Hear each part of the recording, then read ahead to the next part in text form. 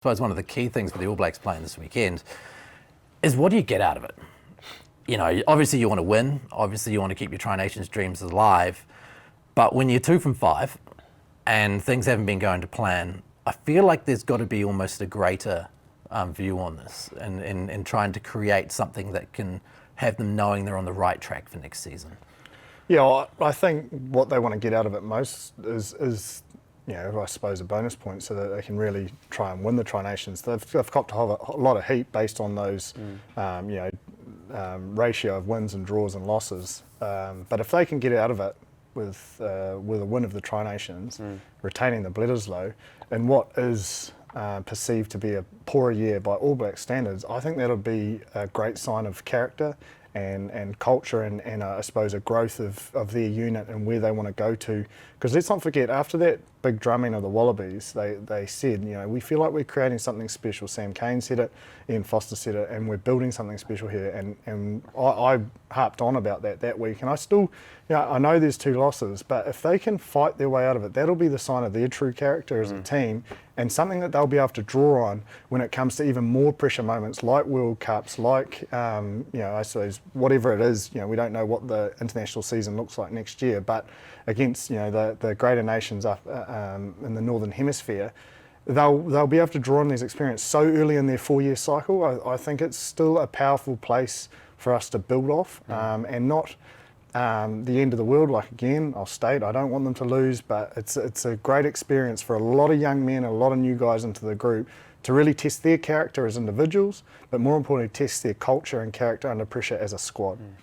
I think if you get any chances to win silver, and we're pretty fortunate that, you know, the draw happened on the weekend, which is great for New Zealand and for the All Blacks to have an opportunity to still win the Tri-Nations. But I think for me, what I'm looking forward to is, you know, can they do 3 good test matches in a row?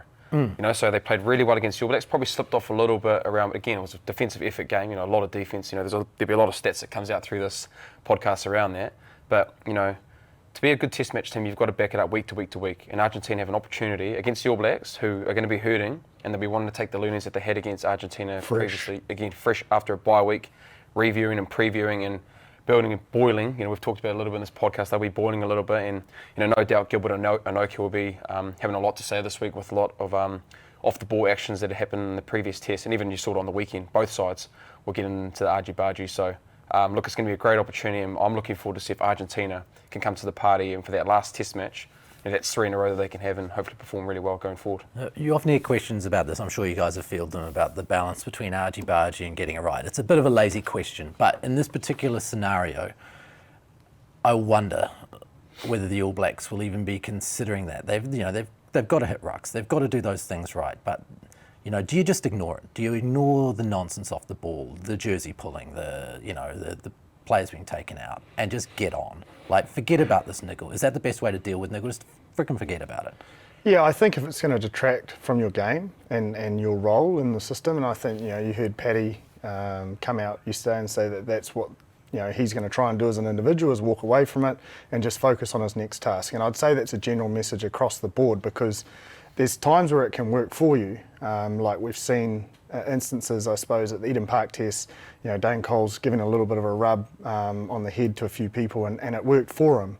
It fueled him to perform better. But if it fuels you in a way that it detracts from your game and what you need to do for the team, then you've got to step back and know what works for you as an individual. So it is a balance. They won't be pushovers. I don't think you want to get to the point that you're a pushover, but the biggest thing is they've got to play a game plan and a style that takes that out of the game. So, early I think we should see a little bit of kicking and give the ball back. You know, Argentina, again, based their game on D. They had, 34% territory, 40% possession, and they just tackled their hearts out all night. And they tackled at 94%. So they love defending. So why not give the ball back to them and make them do something they don't want to do, and let us bring the physical intent defensively and really build them down and play it like an 80-minute chess match and work, and then eventually we'll be able to play our natural style.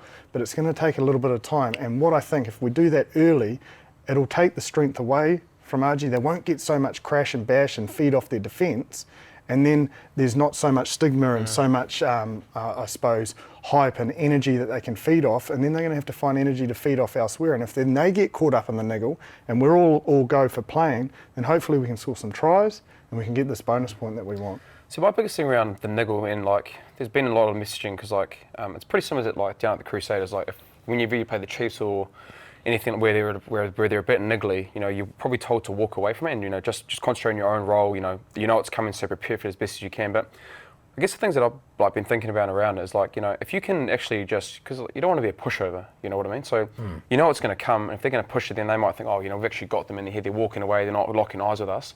But if you actually just engage them and just saying that you're there, you know, you're not doing anything harmless to put your team in a bad position of giving away penalties, but just to know that you're there.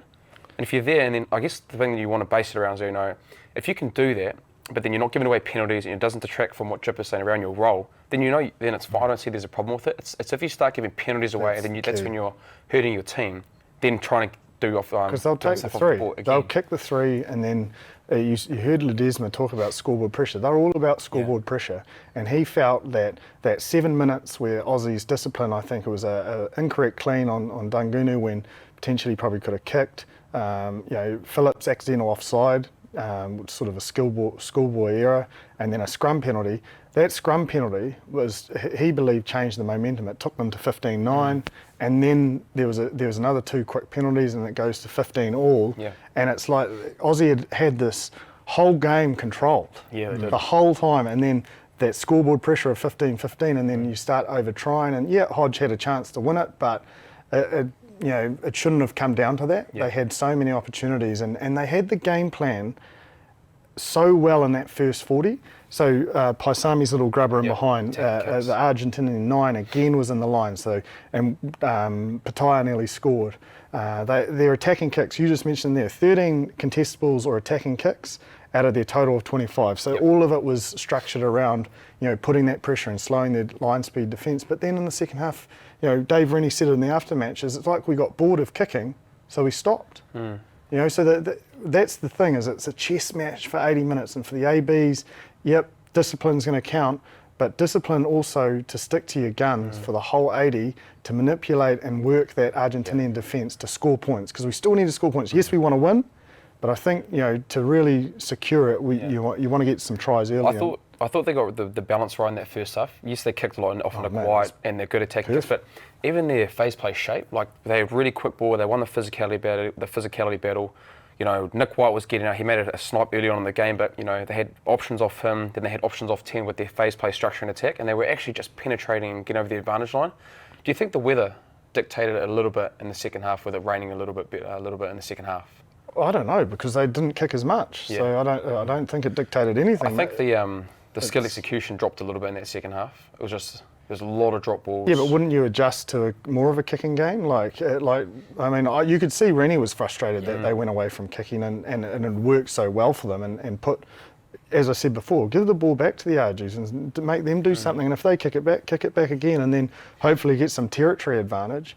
I agree that their attack was extremely strong. You know, they had 63% gain line success, so their carries were strong. They were right over the advantage line compared to Argentina, who had 25%, and that's because, you know, Aussies, it's not as sapping when you've got the ball.